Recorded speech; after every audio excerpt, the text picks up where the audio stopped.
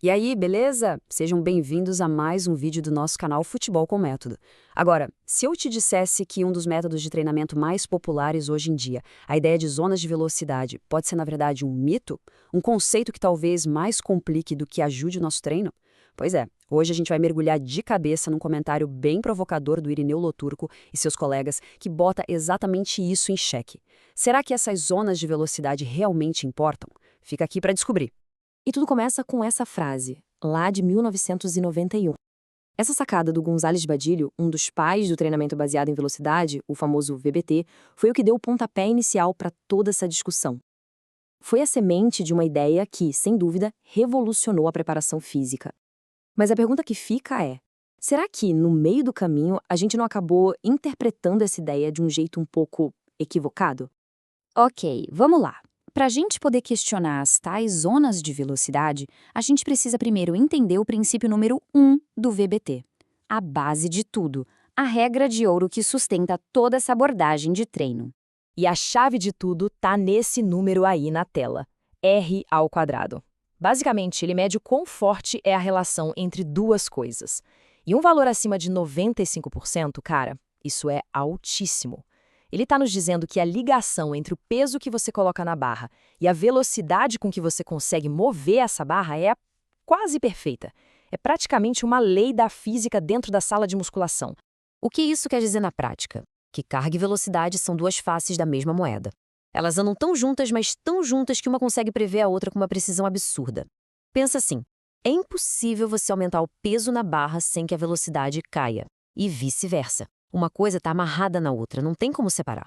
E olha só, isso não é achismo não. A ciência comprova isso de forma muito sólida. Dá uma olhada nessa tabela. Supino, agachamento, levantamento terra, não importa o exercício. Seja com atletas de elite ou com gente que treina por hobby, a relação se mantém forte pra caramba. É um fato científico. Ponto final.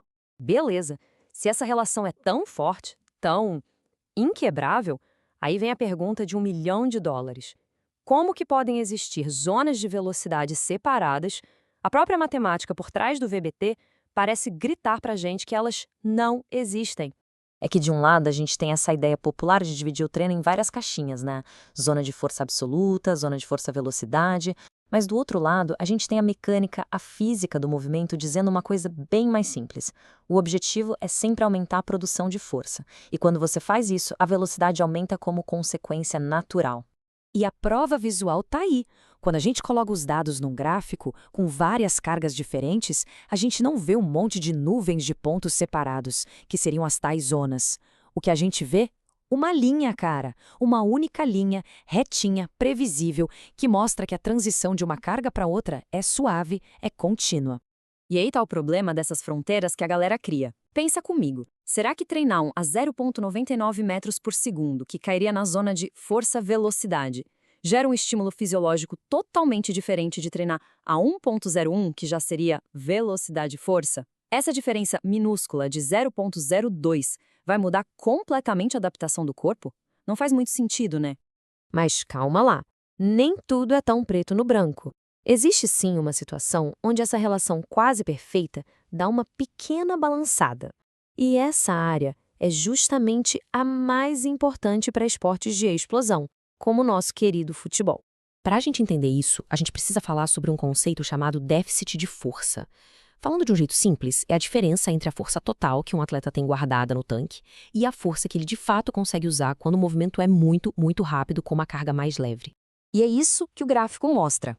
Quando a gente olha para as cargas mais leves, lá na parte de alta velocidade, os pontinhos já não ficam tão colados na linha, eles dão uma espalhada. E essa variabilidade abre uma pequena janela, sabe? Uma janela para as diferenças individuais entre os atletas brilharem. E para o jogador de futebol, isso é tudo. Melhorar a capacidade de botar força no movimento bem nessa faixa de alta velocidade, ou seja, diminuir o tal do déficit de força, é o que vai fazer o atleta ser mais rápido no sprint, saltar mais alto para cabecear. É aqui que o treino de potência mostra seu verdadeiro valor. Ok. Muita teoria, mas e aí? O que a gente faz com essa informação toda na prática? Como é que isso se traduz em resultado lá dentro de campo, no dia a dia do treinamento? A principal lição é simplifica. Em vez de ficar caçando números de velocidade em zonas arbitrárias, o foco do programa de força tem que ser um só: aumentar a capacidade do atleta de produzir força. Ponto. A velocidade vai melhorar em todo o espectro como uma consequência natural e muito bem-vinda. E tem mais uma boa notícia. A pesquisa mostra que não precisa ficar se matando com cargas máximas o tempo todo. Treinar com cargas mais leves ou moderadas, ali na casa dos 40, 70% da carga máxima, já é super eficaz para melhorar tanto a força máxima quanto a performance em alta velocidade. E o melhor, geralmente com bem menos desgaste. Então, não é para jogar o VBT fora. Muito pelo contrário. A velocidade é uma ferramenta fantástica, mas use ela do jeito certo. Para monitorar se a intensidade do treino está adequada, para medir a fadiga de forma objetiva, para estimar a carga máxima sem precisar fazer um teste exaustivo e, o mais importante, para garantir que em toda repetição a intenção do atleta seja mover aquela barra o mais rápido possível. Então, para a gente amarrar todas as pontas e fechar o raciocínio, a evidência toda aponta para uma conclusão bem clara. O conceito de criar zonas de velocidade como se fossem coisas separadas simplesmente não se sustenta. É irreal, tanto do ponto de vista da mecânica quanto da estatística. A própria ciência que deu origem ao VBT mostra que essa divisão em zonas é uma contradição. Então, talvez a gente esteja fazendo a pergunta errada. Em vez de quebrar a cabeça pensando em qual zona eu treino hoje, a pergunta que realmente importa deveria ser: como eu faço para produzir mais força em qualquer que seja a carga que eu estou usando? Essa mudança de foco simplifica tudo e alinha o nosso treino com o que realmente vai fazer a diferença no desempenho do atleta. Bem, ficamos por aqui. Não deixe de enviar esse vídeo para aquele seu amigo que trabalha com futebol. Siga nosso canal aqui no YouTube e no Spotify. Siga também o preparador físico Túlio Flores. Um grande abraço e até a próxima.